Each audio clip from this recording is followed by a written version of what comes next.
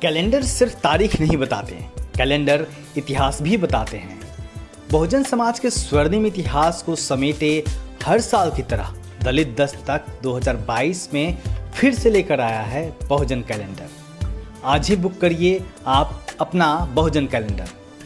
Calendar मंगवाने के लिए 9013942612 या फिर 9711666056 पर व्हाट्सएप या फ़ोन करिए या फिर dalitdastak@gmail.com पर ईमेल करिए। थोक में कैलेंडर ऑर्डर करने पर विशेष छूट दिया जाएगा।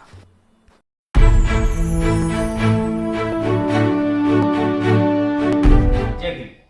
उत्तर प्रदेश विधानसभा चुनाव से पहले भाजपा दलित वोटरों को साधने के लिए नई नई साजिशें रच रही है।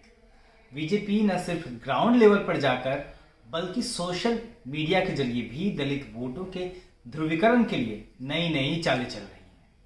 सोशल मीडिया का चर्चित प्लेटफॉर्म ट्विटर पर एक ऐसी ही चाल बीजेपी ने गुरुवार को चली जब ट्विटर पर दलित विरोधी अखिलेश ट्रेंड करने लगा।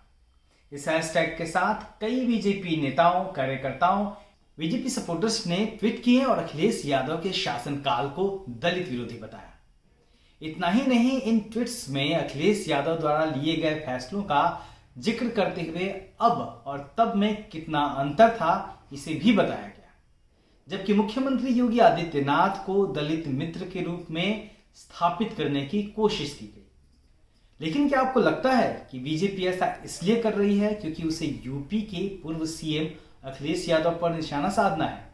जी नहीं, दरअसल भाजपा की निगाहें कहीं और है और निशाना कहीं और।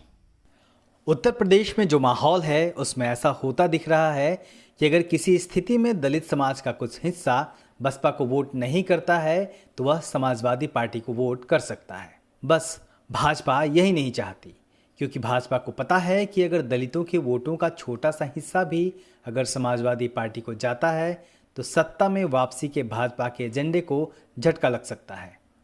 इसलिए भाजपा की यह कोशिश है कि दलित समाज के जो वोट बसपा को नहीं मिलते हैं वो या तो पहले की तरह भाजपा को मिल जाएं या फिर कांग्रेस में चले जाएं, ताकि ना सपा जीत सके और ना ही बसपा।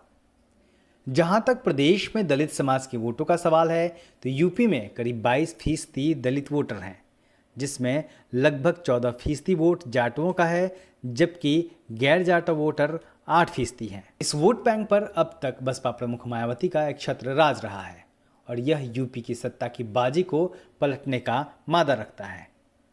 पिछले दिनों राजनीतिक गलियारों में आजाद समाज पार्टी के चंद्रशेखर और अखिलेश यादव के एक साथ आने की खबरें भी छाई रहीं, जो कहीं ना कहीं बीजेपी के लिए मुश्किल बढ़ने का संकेत देती हैं।